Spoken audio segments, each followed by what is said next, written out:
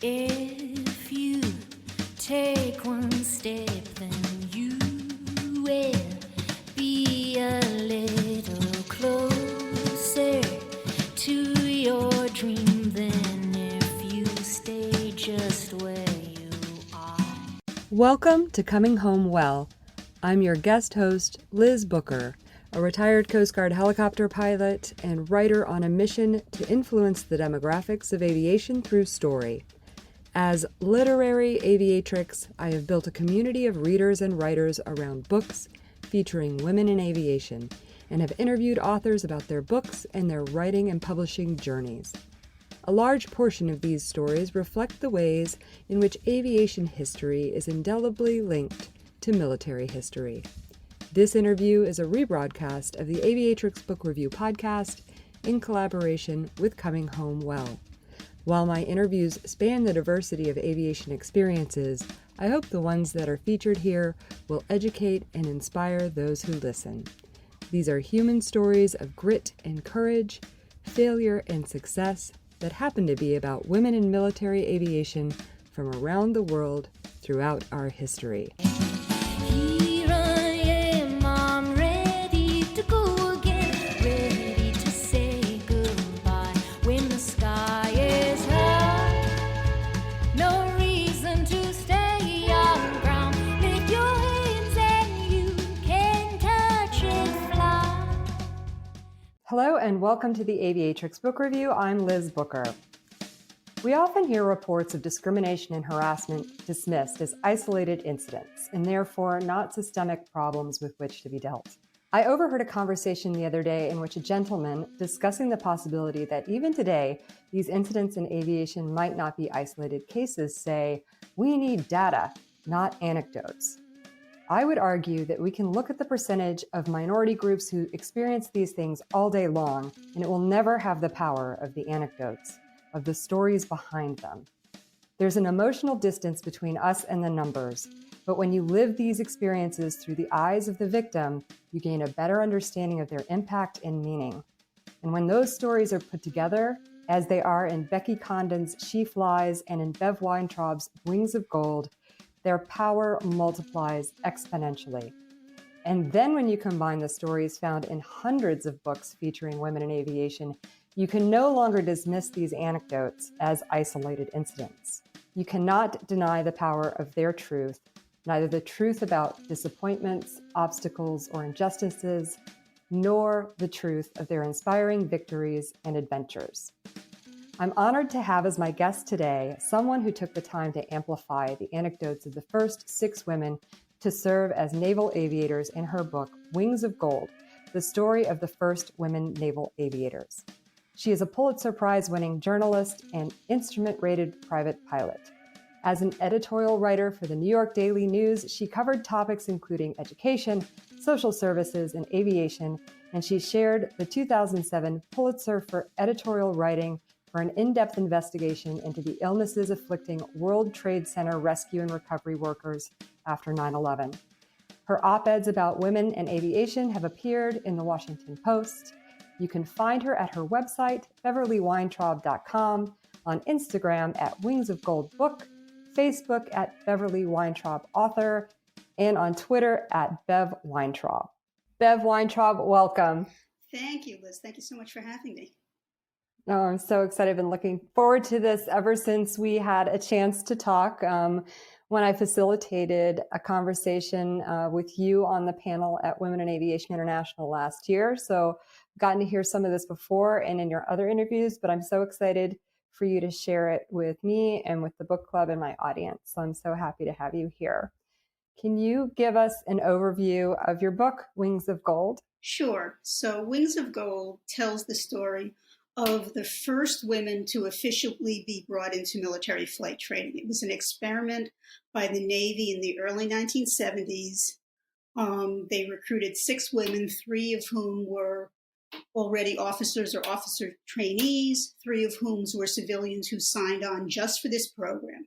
And the idea was to just see what would happen if they put women in military flight training.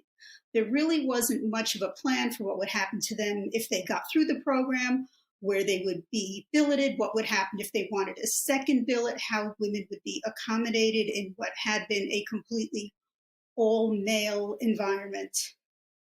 And it goes through the challenges they faced, how they overcame them, how they didn't overcome them, what obstacles presented themselves to the kind of assistance they received, sometimes from very unexpected sources, and how they built their careers. And most of them did make careers in the military, despite the initial expectations of some of their squadron mates and the superior officers who didn't think they really belonged there.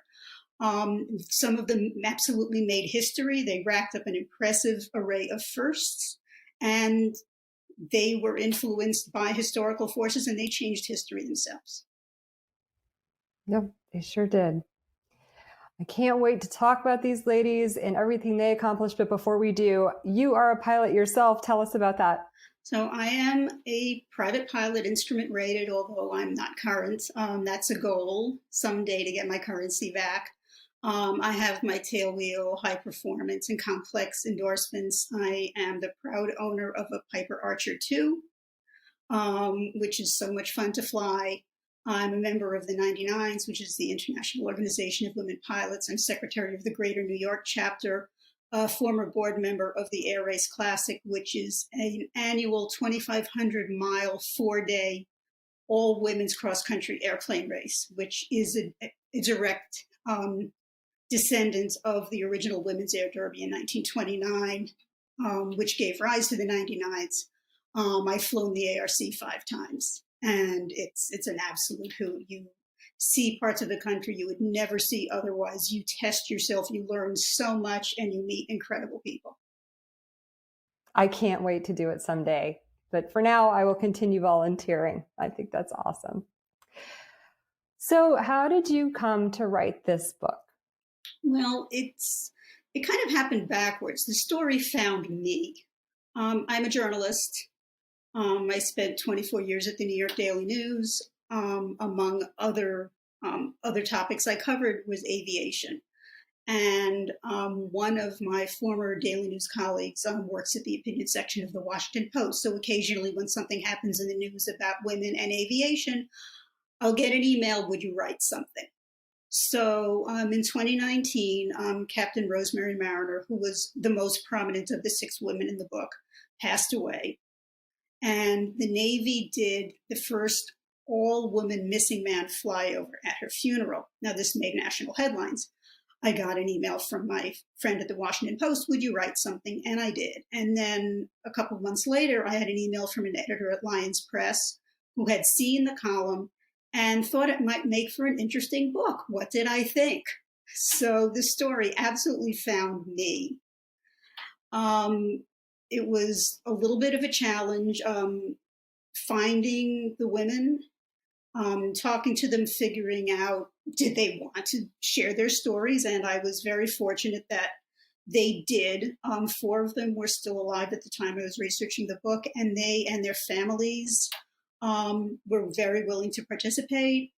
Some of them had saved every last piece of paper, every last document, every last piece of memorabilia. They knew they had incredible stories, thought maybe they would write their own book someday, but it's a really hard thing to do. And then this stranger came along and said, I want to tell your life story. What do you think? And they said, okay. And it just blows me away that they trusted me to tell their stories. Well, I'm so grateful that they did, especially if they hadn't had the chance to get to it themselves. I just can't think of anyone better to have written it. Wonderful. So tell us about them. Tell us about each of these 6 ladies. You just mentioned Captain Mariner, but tell us about the 6 that you kind of had. The 2 officers were Judith Newfer-Bruner and Barbara Allen Rainey. Women at that time, if they weren't nurses in the Navy, they were either in administration or communications, and they were. Judy had grown up around airports. Her dad ran an airport. She soloed at 16 in his Piper Cub, but she never got her license. But when in 1972, what happened was that Admiral Elmo Zumwalt took over as the youngest chief of naval operations in history and discovered he was in the middle of a huge crisis. There was a huge personnel problem. The reenlistment rate was very, very low. And there were some forces at work that really made it seem like there was no easy solution to draw men who really didn't want to serve into what was going to become a all volunteer military. Vietnam was winding down. Men had chosen to go to sea rather than fight in the jungle. That source of talent was going to dry up. It seemed that the Equal Rights Amendment was going to be approved and ratified, and all these restrictions that the Navy put on the women it did have would suddenly be unconstitutional. So Zumwalt needed to do something, and what he decided to do was open up many aspects of the Navy to women, and the flight training program opened up in the end of 1972. So we're approaching 50 years, 50th anniversary. And Judith Neufer-Bruner was the first to sign up. John Warner, who was the Secretary of the Navy, threw a huge press conference at the Pentagon and personally signed her training orders and brought in all the press and trotted out a huge set of wings. Barb signed on soon after. She had never flown before. She would actually become the first of the 6 to win her wings of gold. Judy would be the first woman to solo a Navy aircraft. She would become the first female hurricane hunter. And then she went on to work for NASA and did some incredible things there.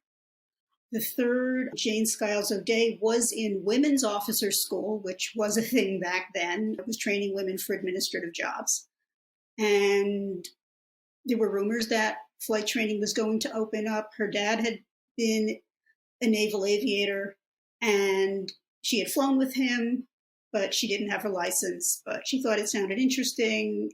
They weren't sure if it was going to happen, but she enlisted and figured, well, she could use the GI Bill to go to law school if it didn't pan out.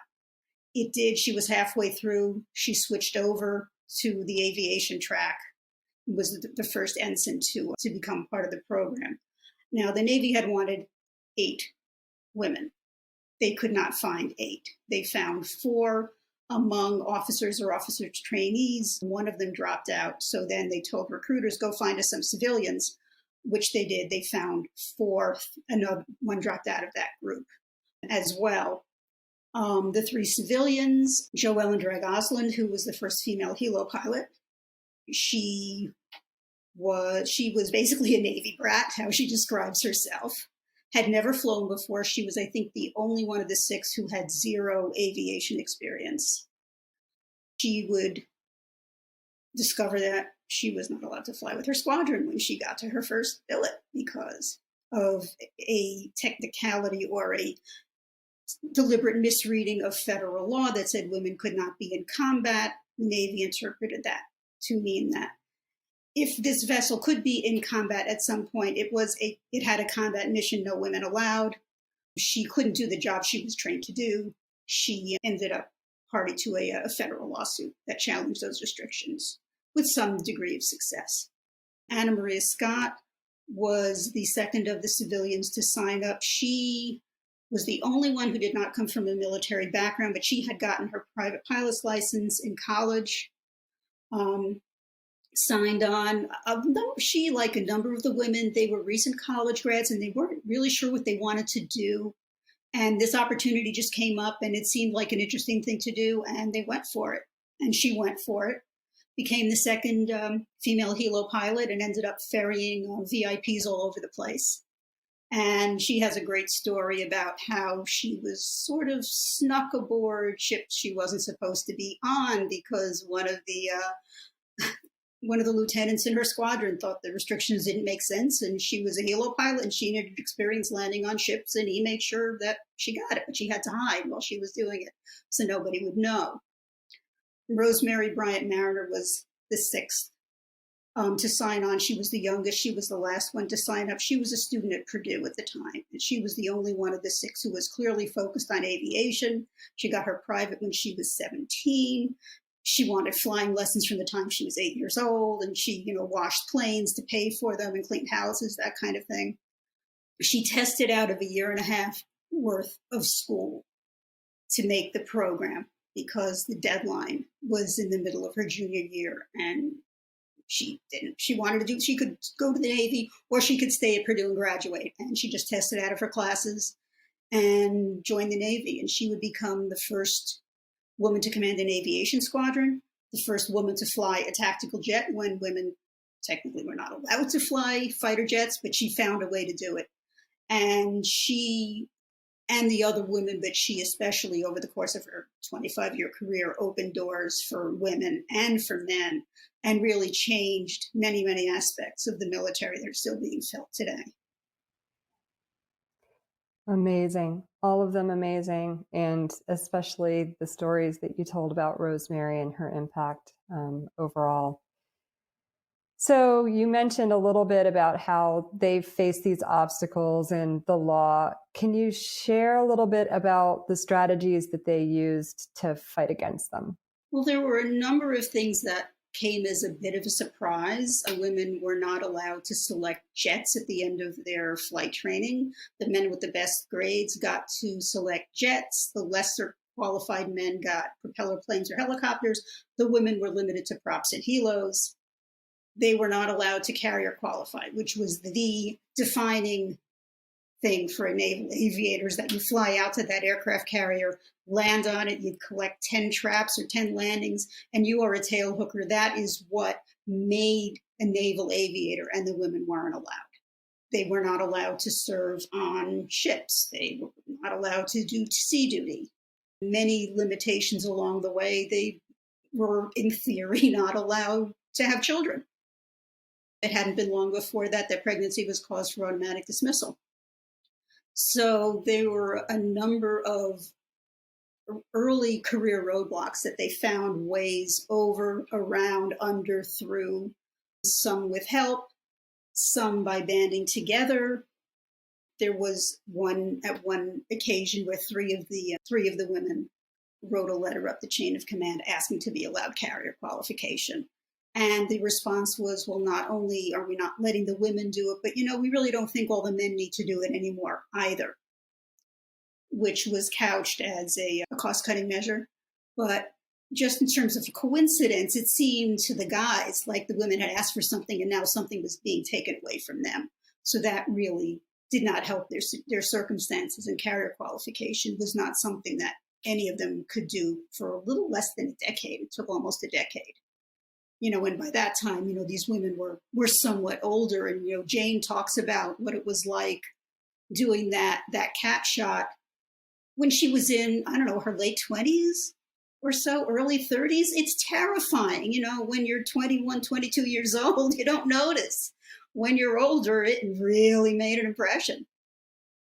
Banding together and documenting everything, keeping paper trails, holding people to account, making sure that everybody up the chain and down the chain knows what you're doing, so your request can't just kind of be buried someplace. That was an effective tactic that was later modeled for Rosemary by her first CO, who was the first Black commanding officer at Naval Air Station Oceana, and he had a file folder with every African-American naval officer and where they were. And he spelled out for her, this is how the Black men who integrated the military, this is what they did to make sure that they were not cheated of what they deserved. And he modeled for her how they had done it and said, this is what the women need to do as well. And he mentored her in how to make that happen. The way she ended up flying jets was that he put her in for transition training. He had too many propeller pilots, not enough jet pilots. He took all his junior officers, put their names in, including hers. Her orders got lost. But then they got found, and it turned out that there was a former naval aviator who was making those assignments at the time, didn't know who she was. He thought it was ridiculous that, such a skilled pilot should not be allowed to fly jets, and he made sure she got the stamp of approval. She found out later who it was. Had no idea, and he didn't know her, but it didn't seem right, and he fixed that. Jane O'Day, who became the first pregnant military pilot and the first military pilot mom, when she was assigned to a billet en route to Spain. And when she arrived, she was told, well, there's no bathroom. You're not allowed to use the bathroom. So there was a little bit of back. Yeah, there's a difference between there's no bathroom and right. There's no bathroom for you. Yeah, and the one that we do have, you're not allowed to. Right. What's she supposed to do? Yeah. Squat out back? Yeah. Well, what she said that there were actually two bathrooms, and one was labeled men and one was labeled officers. And she walked into the one labeled officers, and there were no stalls on the doors. And after that, they became men and women. You know, you walk in on a bunch of officers doing their business, you get changes made. But when she got pregnant at that same billet, her skipper thought she was just going to go, and her husband and she and her flight surgeon decided, nope, she's staying. And she flew until her 7th month, basically by just refusing to leave, and set the precedent. I'm grateful to her. Then there were lawsuits. So for Joellen, when she realized she was not allowed to fly out to a ship, from San Diego, which is, the basic business, she sent request after request after request. And, with her CO's backing, and they just disappeared. No response, nothing. And she and a couple of other officers started researching what else they could do. One of them was going to law school at night. And her constitutional law professor discovered that 4 enlisted women already had a class action suit in the works challenging some of these restrictions. The officers signed on to it. And Joellen was named by name in the judge's ruling that found that the restrictions were unconstitutional. The underlying problem there was that it was federal law. Congress had made the law. Congress had to change it, which wouldn't happen, for another decade plus. But it did chip away at it, and it did open up some opportunities. The Navy changed some policies, I think probably more out of embarrassment of the bad publicity than anything else. But they did it. And Joellen did get to serve on a ship. In this talking about banding together, I was interested to learn the pieces about the Women Military Aviators Association. I mean, I was introduced to them at Women in Aviation International about 13 or 14 years ago for the first time, and went to their, they always do a flight suit social. And so I would go to those. I got to meet WASP there. I got to meet Night Witches there, which was incredible. And then the first time I put on a flight suit since I retired was this last year when I went to the flight suit social, and it felt weird to put it on, but when I got in the room, I felt right at home. But tell me talk a little bit about WMA.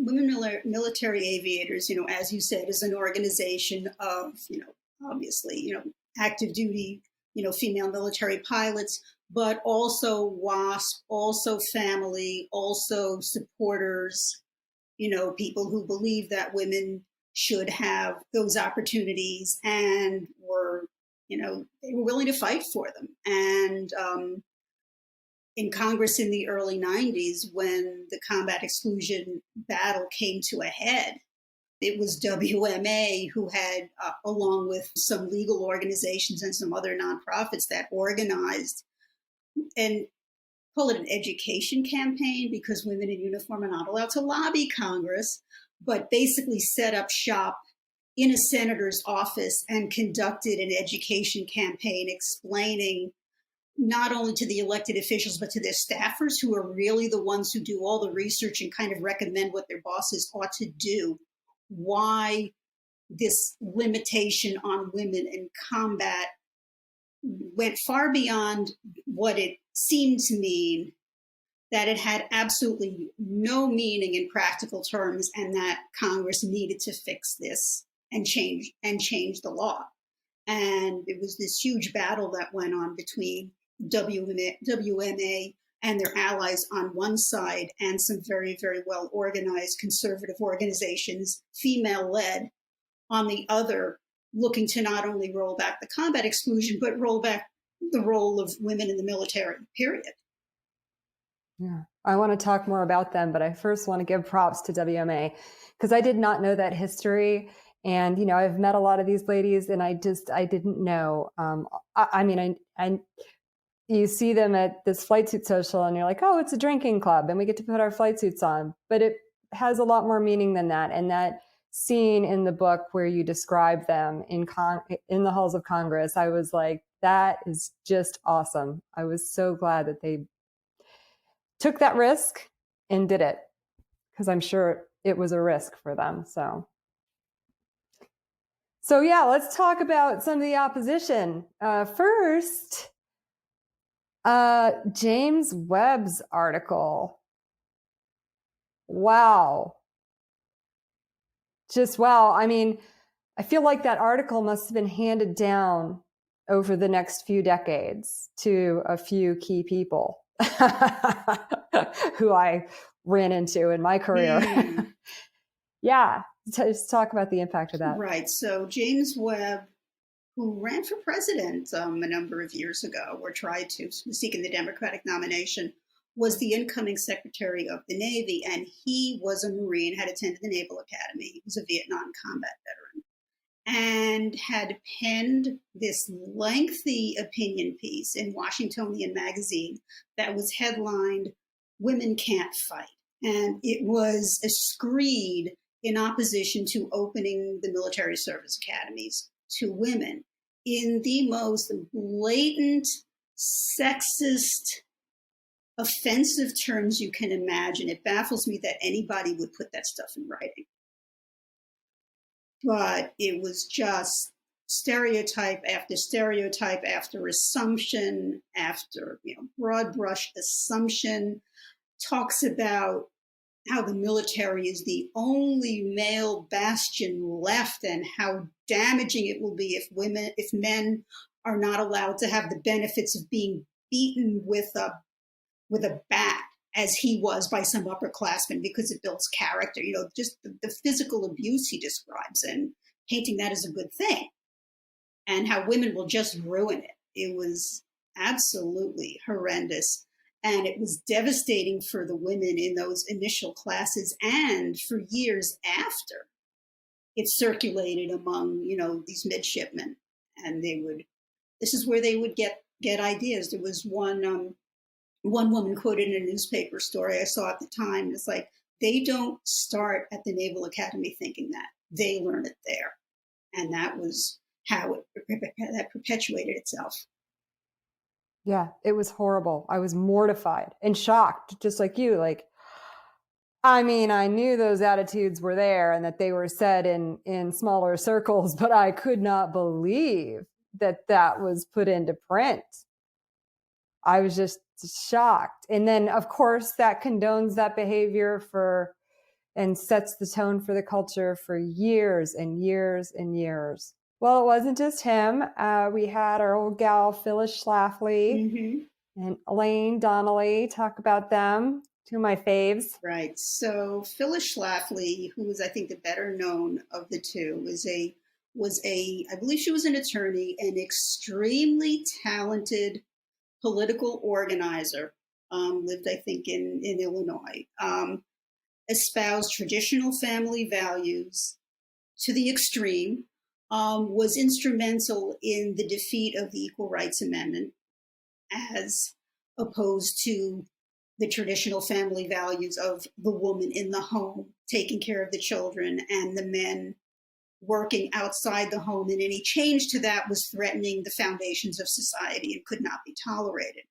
Elaine Donnelly worked with her on many of these campaigns, was the head of her own organization, and they worked in tandem to defeat, this kind of progress in women's rights. And in the 70s, the women's movement was an extremely powerful societal force.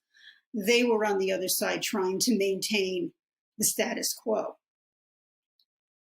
When the fight over the combat exclusion happened, they were very much on the other side from WMA, and they were putting out pamphlets and talking to politicians, explaining the evils not only of allowing women in combat, but allowing women in the military at all, because it's shameful that a man should have to be defended by a woman. Women don't have the strength. Women are too emotionally unstable. Those kinds of arguments. And one thing that kind of surprised me is that there was a hearing, a Senate hearing. The subcommittee went on for about 3 hours, and C-SPAN has it posted. You can go watch the whole thing if you want. It surprised me how the talking points from the senators who were trying to sound like they were neutral were actually echoing what Elaine Donnelly and Phyllis Schlafly were putting out. There was very much this push and pull. Yeah, I think I wrote a paper. I was doing some community college classes when I was on active duty when I was 18, and I wrote a paper about this ERA and Phyllis Schlafly, and I was just shocked. I was shocked. I guess I grew up in a household with a mother who went through that movement and came out on sort of the WMA side, not as a military woman, as an academic, but still. So I was shocked to know that women, I kind of had a sense that there was a time when guys were trying to hold women back. But when I found out that these very public women were doing this, I was shocked at 18. And of course, I've known that for a long time. One of the things I really admired, because I think, and I'm not talking about Phyllis now, I'm talking about Rosemary Mariner. What I really admired about her was her willingness and her eloquence in presenting her point of view, and the willingness to do that very publicly, both while she was in the service and then after, because not many people are willing to do that, because they're trying to navigate within the system to succeed and to be vocal outside that system and expect to get what you want is not usually the right tactic. So I was very impressed throughout this story, just hearing her speeches, reading what she said. But I think my favorite is that passage on page 240. And you say that it is from, she was at the National War College and she had written a paper, but then she was giving a seminar and she editorialized some other things. Would you read that passage for me? What you have with a lot of women is that the idea of equality is very frightening. What you are hiding behind is the myth of what we call the true woman, the whole idea that women have a higher, different moral reasoning than men. It goes back to this myth that women are somehow inherently different than men when it comes to issues of character or spirit. In order to maintain the presence that it's okay to want to be a coward and to hide behind your sex, you have to make all women like this, not just yourself. To me, that in a nutshell is the whole driving philosophy behind Phyllis Schlafly. The genesis of the anti-equal rights movement and the backlash to the equity feminism, as it's called now, goes back to the idea that I would be judged by the same standards, potentially as harshly as men, if I enter this world. So, for example, in Phyllis Schlafly's day, the epitome of being a woman was to marry well, be attractive, be smart, and all these other things, and have a family. She achieved that. Now, in order to gain the same recognition, she would have to go spend 8 years in medical school and be a brain surgeon. Maybe she wouldn't see her family every night. Maybe she would have to make some of those difficult choices that men have always had to make, the sacrifices in their personal lives and all the hard work that's involved to get the same recognition. I was like, you go, Rosemary. I was shocked that she would say something like that. And I was cheering her on to hear it. What did you think about it? It was very brave. I think it was well-deserved, but it was also, she wasn't throwing the first punch. There were conservative commentators, including Elaine Donnelly, including Phyllis Schlafly, and somebody named David Horowitz, who were lambasting Rosemary Mariner by name on TV and in print, and calling her out and accusing her of motives that she never had, that no self-respecting woman would have. They were just like throwing the entire garbage can of accusations against the wall at her to try to discredit her and WMA in the fight against the combat exclusion. So she was fighting back. I mean, it was amazing. There's one CNN clip. It was a panel discussion debate show. And I was only at the beginning of my research into this. And I was watching the clip, and the first is a little discussion with Rosemary Mariner, and she's in uniform, and she's talking about her career a little bit and her aspirations a little bit. Does she want to be in combat now? And she says, no, that's ridiculous. I'm much too old. You know, she's not doing this for herself, for her own personal gain. And then they go to the panel, and Elaine Donnelly is on, and I really didn't know who she was, but those two women, it was electric how much they despised each other. And it came through the screen, and I said, whoa, what is happening here? Yeah. I mean, it was visceral. Yeah, I can only imagine. I'm not sure I would feel any differently. My word. Well, so what surprised you in your research? What a couple of things surprised me. First, you know, as we already talked about, how willing men are to put these ugly, insupportable sentiments out in public and to put them down in writing. I mean, who wants to memorialize that stuff? You know, and how blind can you be? You know, you see what's happening in society, and you say, well, I'm just going to take the opposite view in as offensive language as I possibly can. And I think that's okay, and everybody's going to think it's okay. It's nuts. I just couldn't understand how that happened. From a more personal side, I was surprised at how willing these women and their families were to let me into their lives and to share with me what they had done and their accomplishments and, you know, their fears, and just you know, tell me their stories, open their homes, some of them, you know, come to my house and see my archives.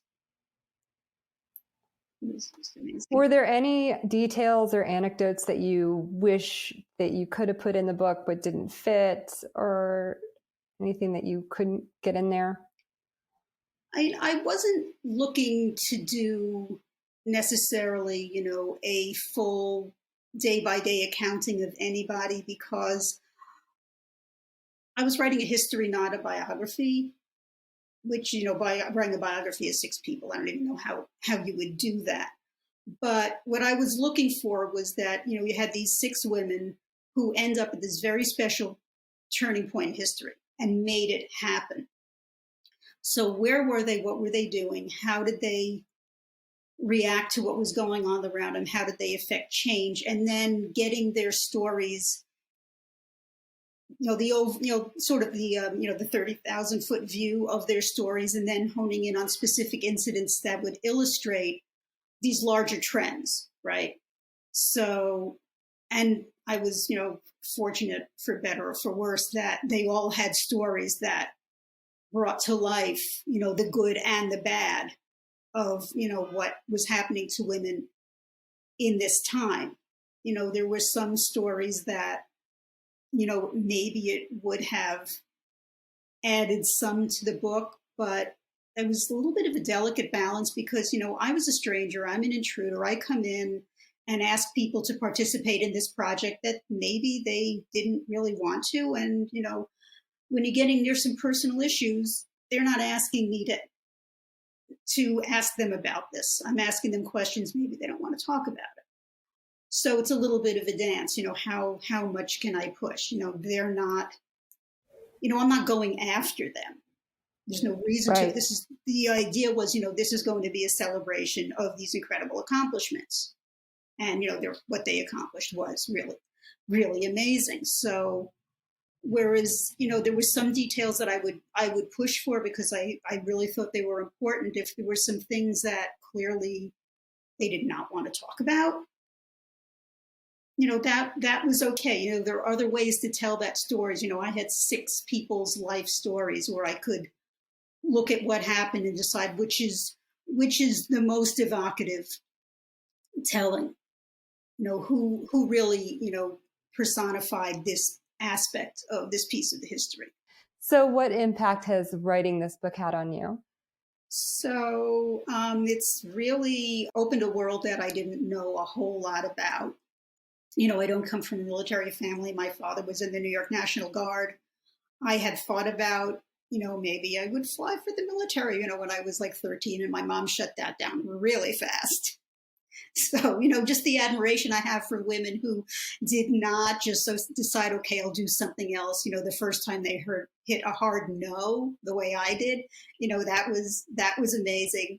Reading the stories just blew me away. I always had respect for the military, and particularly for military women. But wow, now it's like way, way, way, the appreciation is just way beyond that. I've been struck by just, how humble they are. They did something incredible. It's over. They moved on with their lives. That's it. And, these echoes are still being felt. Some of these stories, they're still kind of come cycling back. And, they know what they did, but, that was then, and it's kind of over. Well, so what impact do you hope it leaves on the readers? I think it fills in a gap, or I hope it fills in a gap in U.S. history. Coincidentally, the new Top Gun movie came out a couple of months ago. And if you remember the first one, the big card at the beginning that explained what Top Gun is says only the best men get to go to Top Gun. Well, the new one, it says only the best men and women get to go to Top Gun. So you might think, oh, they just said, hey, we'll open the door to women. Come on. No, that's not what happened. They had to fight for it. And how that happened and who did it were lost. Those stories were lost. There's an interview with some of the flyover pilots that were done after Captain Mariner's funeral. And one of them said, they have these careers, and they had no idea how that happened. They didn't know who had made that possible for them. And, these women were the ones who made that possible for them. So just in terms of, the overall historical narrative, I think that fills in a gap. The other thing that I'm hoping is that for younger women who are trying to forge careers and are maybe coming up against some of these same issues, because none of this stuff has gone away. It may take a different form, but none of this has vanished. To understand that people have gone through this before, women have come up against the same obstacles, have found ways around them, have persevered, have suffered the same pain and frustration and made it, is really inspiring. And hopefully, will give them the fortitude to fight their way to the careers they want. Well, I 100% agree with you. First and foremost, they made my career possible for me. My wings of gold, wouldn't have had it without them. And now I have a completely new appreciation for exactly how and what they went through and how they overcame those obstacles. I sat in on the Women in Aviation International induction of Rosemary Mariner into the Hall of Fame last year. I knew it was important, but your book helped me understand deeply how and why it was so important. And now I feel connected to her as I do all these other women, even though I've met a couple of them. I just feel deeply grateful for them and their sacrifices, but also for your work, for bringing these stories to light. You may not know, this was actually Captain Mariner's second WAI induction. They were inducted as a group in 2017. I saw that in the book and I was like, well, wait a minute, then why did they do that again? But I guess it was because of the flyover. Because it was because of the flyover and to honor her as an individual. One thing I found interesting was that, these 6 women are sort of talked about as a group. In many renderings are talked about as a class, and that's not accurate. They were never all in the same place at the same time. Maybe 1 or 2 of them served together for a little while. They were members of WMA, they networked, but they never were all together. So all these obstacles and challenges they had to overcome, and this was in the days before cell phones, before emails, before text messages, they were on their own in dealing with all this stuff. I deeply appreciate that also. And we've come a long way, at least in that regard. We have resources at our fingertips that we didn't have when I was starting either. So yeah, it's incredible. Bev, this has been amazing. I know we can find you at your website, beverlyweintraub.com, and I put your social media contacts. I'll put them in the notes, and I set them in your introduction. Is there anything that you wanted to talk about? I think the lesson of these 6 women is just go for it. If there's something you want to do, even if somebody says no, well, maybe there's another way to go around it. If somebody says, no, you can't fly jets because jets are a combat mission, we'll fly a non-combat way to fly jets, which is what Rosemary Mariner did. She did develop kind of a parallel educational track for herself, doing the same skills with some of the same armaments, but she did it for research and development, not for combat. So, there may be another way around it, or you could be like Anna Maria Scott, who lands on a carrier, but she's not allowed to get out of the helicopter and she has to keep her visor on, so nobody will know. That girl got lucky they didn't have a maintenance issue and get stuck on that boat. Trust me. I heard that and I was like, oh, that's risky. Well, Bev, this has been amazing. I appreciate it. And thank you so much for the time to talk about this book and for your incredible support and participation in the book club and in the writers group. You've been a wonderful mentor for us, and we're so grateful to have you. Thank you. This has been great. Thanks so much for listening. I'd like to thank Shasta Ways and Michael Wilds of the Women's SOAR Group for their assistance in producing this interview. The Women's SOAR Group is a media company that gives women a platform to express themselves.